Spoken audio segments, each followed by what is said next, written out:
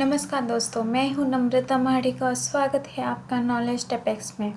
तो दोस्तों, हम देख रहे हैं पाइथन ट्यूटोरियल और आज के वीडियो में हम देखेंगे कि आर्मस्ट्रॉन्ग नंबर क्या होता है और उसका लॉजिक और उसका इम्प्लीमेंटेशन। ओके, सो दोस्तों, ये बहुत इम्पोर्टेंट क्वेश्चन है इंटरव्यू के लिए। ये बहुत बार पूछा गया है। तो शुरुआत करते हैं आर्मस्ट्रॉन्ग नंबर के कंसेप्ट से।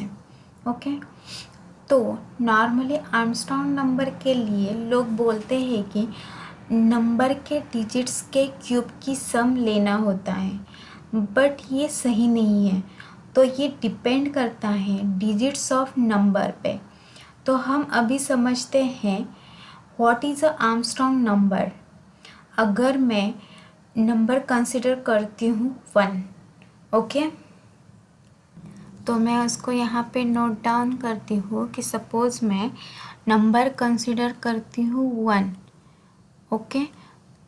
तो यहाँ पे क्या आएगा, 1 = 1। तो ये क्या हुआ, आर्मस्ट्रॉन्ग नंबर हो गया है। ओके, अब मैं नेक्स्ट नंबर कंसिडर करती हूँ 153। ओके, तो इसमें कितने नंबर ऑफ डिजिट्स हैं, कितने हैं, 3 है, 1 2 3, करेक्ट, 3 नंबर ऑफ डिजिट्स हैं।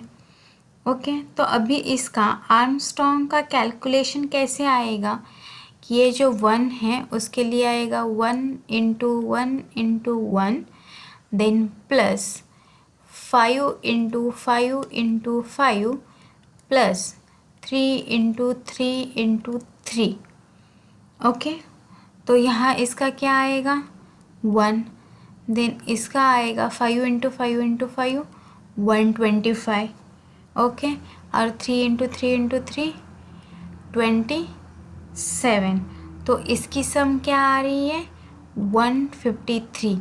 तो ये जो सम आ रही है और ये जो हमारा नंबर है वो दोनों क्या हो रहे, मैच हो रहे। तो अब ये हो गया हमारा आर्मस्ट्रॉन्ग नंबर। ओके, यहाँ तक समझ में आया। अब मैं एक नेक्स्ट नंबर लेती हूँ जो कि 4 डिजिट है, वो है 1634। ओके, अभी अगर इसका कैलकुलेशन करना है तो हम कैसे करेंगे, फर्स्ट डिजिट है 1, तो 1 के लिए आएगा 1 × 1 × 1 × 1। ओके, मतलब यहाँ पे कैसे आएगा कि 1⁴ प्लस सेकेंड डिजिट है 6, तो 6⁴ प्लस 3⁴ प्लस 4⁴।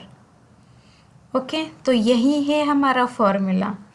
मतलब यहाँ पे ये जो एक्सपोनेंट कितना आएगा कि यहाँ पे हमने 4 लिया, यहाँ पे हमने ये 3 लिया, यहाँ पे हमने 1 लिया, तो ये एक्सपोनेंट हमें कितना लेना है वो किस पे डिपेंड करता है कि हमारे नंबर में नंबर ऑफ डिजिट्स कितने हैं उसके ऊपर। अगर यहाँ पे 3 डिजिट्स है तो हमने यहाँ पे क्या लिया, 3 एक्सपोनेंट लिया। यहाँ पे 4 डिजिट है तो 4 एक्सपोनेंट लिया। यहाँ पे 1 डिजिट है तो यहाँ पे 1 एक्सपोनेंट लिया। ओके, तो ऐसे ही अगर 2 डिजिट का नंबर होगा तो वहाँ पे एक्सपोनेंट कितना आएगा, 2 आएगा। ओके, तो यहाँ तक के कंसेप्ट समझ में आ गया।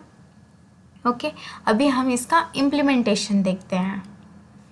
तो अभी जैसे हमें यहाँ पे फर्स्ट रिक्वायरमेंट क्या है कि हमें पहले यूज़र से एक नंबर लेना पड़ेगा।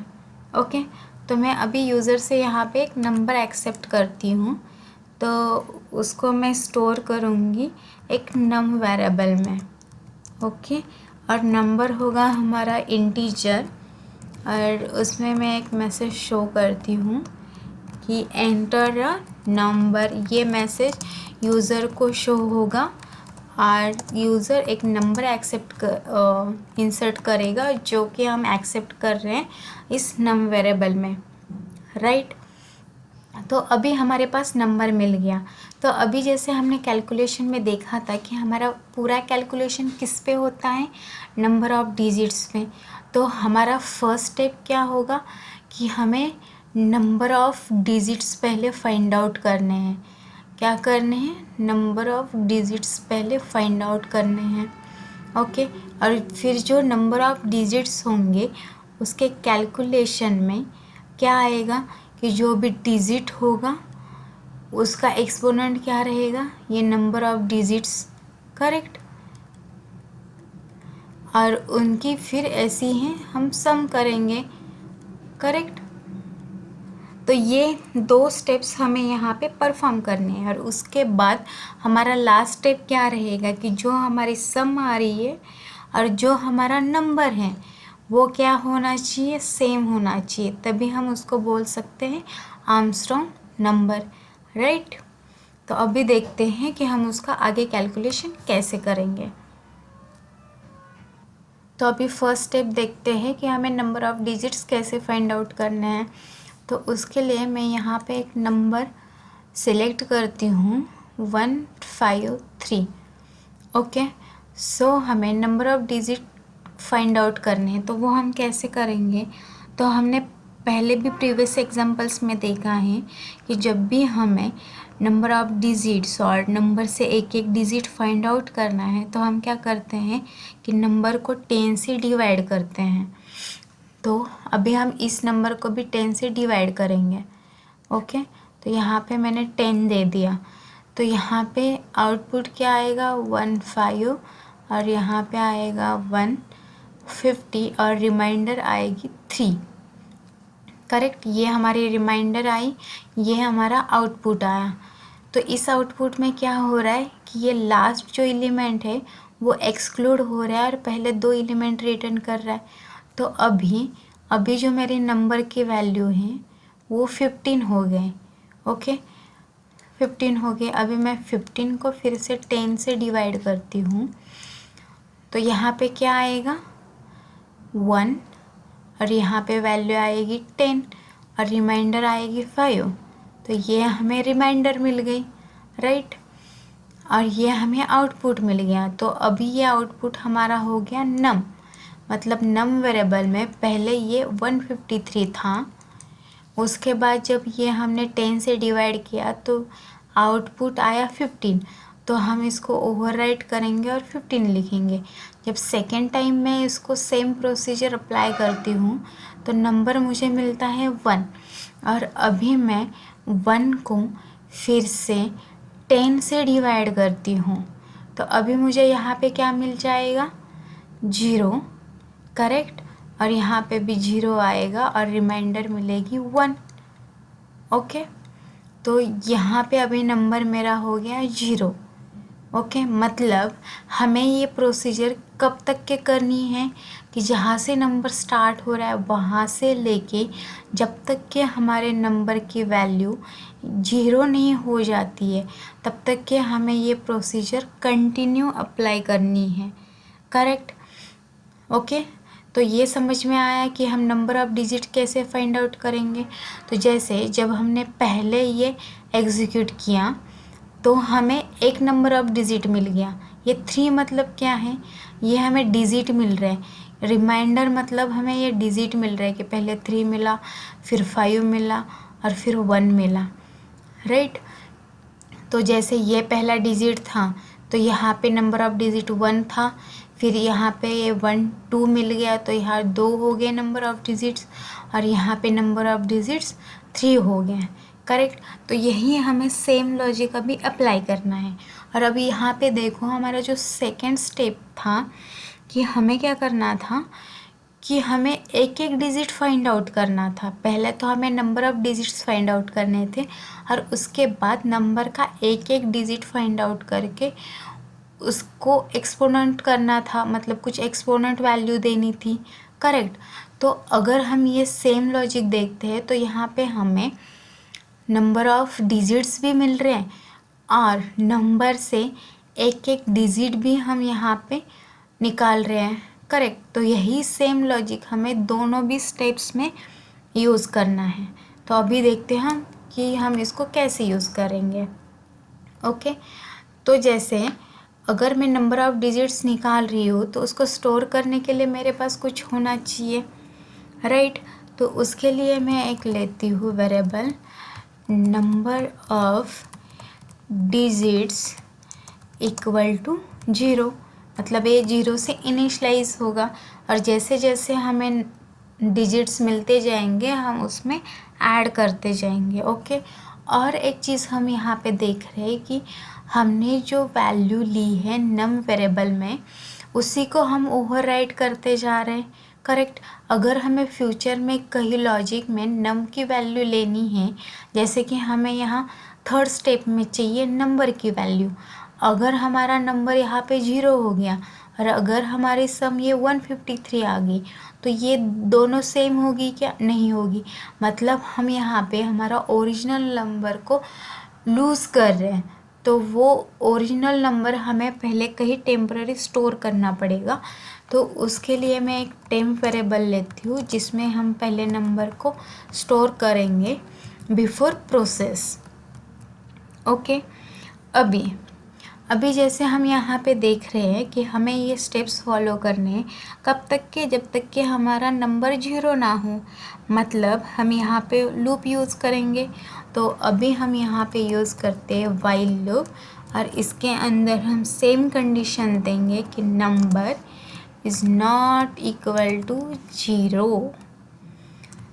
ओके, अब इसके अंदर जो हमें ये प्रोसेस करना है तो उसके लिए मैं क्या करूँगी कि जैसे हम क्या कर रहे हैं नम को डिवाइड कर रहे हैं 10 से, राइट, और उसका जो आउटपुट है वो राइट कर रहे हैं नम वेरिएबल में ही। तो यहाँ पे आएगा कि num equal to num divide by 10।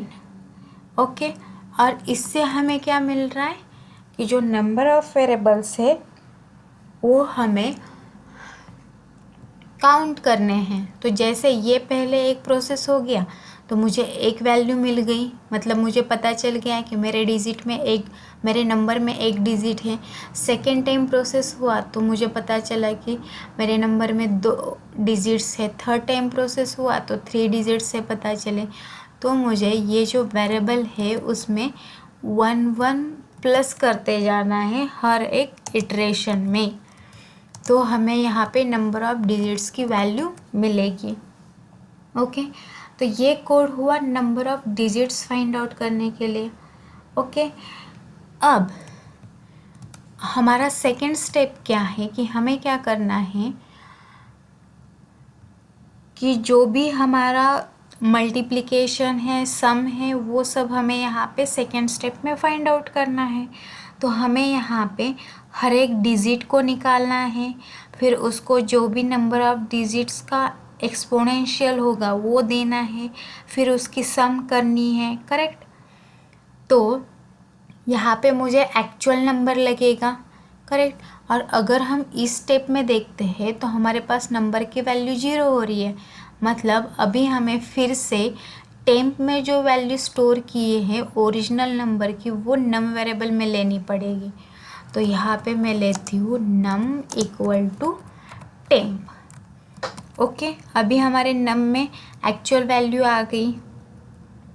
अभी यहाँ पे हमें क्या करना है, सेम प्रोसीजर फॉलो करनी है क्योंकि हमें एक एक डिजिट निकालना है नंबर से मल्टीप्लिकेशन करने के लिए, राइट।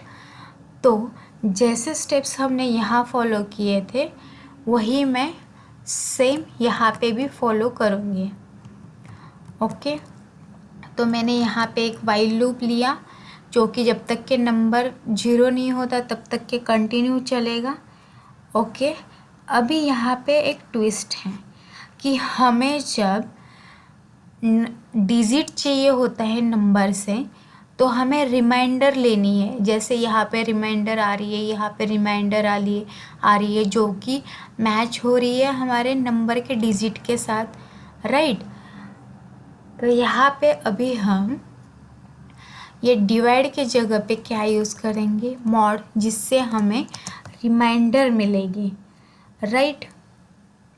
तो रिमाइंडर को हम स्टोर करेंगे एक अलग वेरिएबल में, और ये जो नम ओवरराइट करने वाले हैं उसको तो हम सेम ही रखने वाले हैं।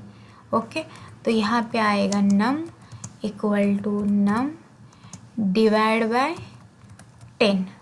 ओके, तो ये तो एज इट इज़ रह गया। यहाँ पे हमने एक एडिशनल स्टेप की, बट हमें क्या करना है कि जैसे हमें रिमाइंडर मिली, कि जैसे हमें पहला डिजिट मिला 3, तो हमें क्या करना है, उसका एक्सपोनेंट निकालना है। मतलब अभी तो हमारे पास नंबर ऑफ डिजिट्स की वैल्यू पता है, तो हमें वो उतने टाइम मल्टीप्लाई करना है ये नंबर, राइट।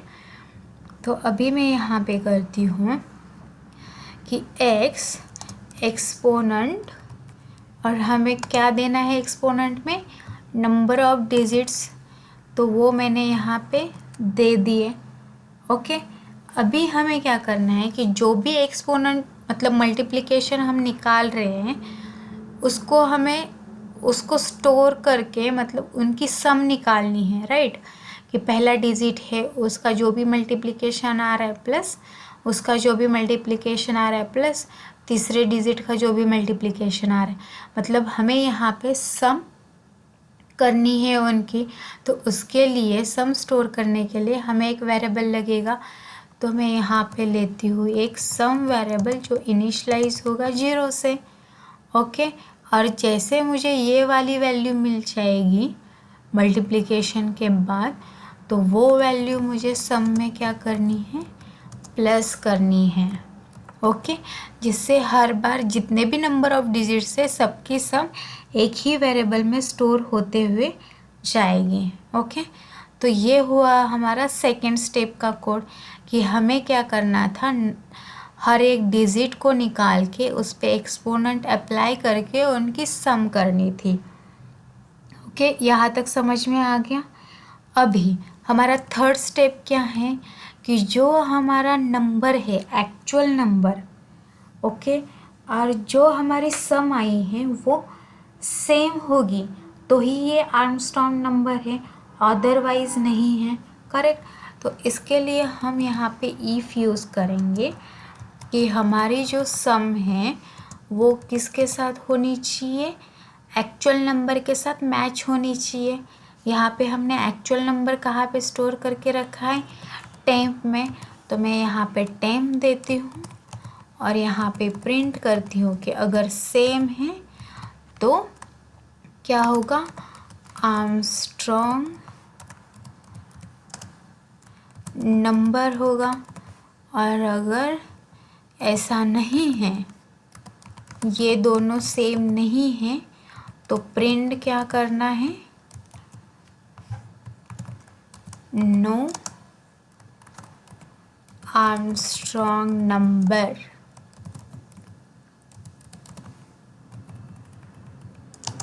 ओके, अभी हम इसको एग्जीक्यूट करके देखते हैं। तो हमने एग्जाम्पल में जो नंबर्स लिए थे वही ट्राई करते हैं। सो पहले मैं इसको रन करती हूँ, पाइथन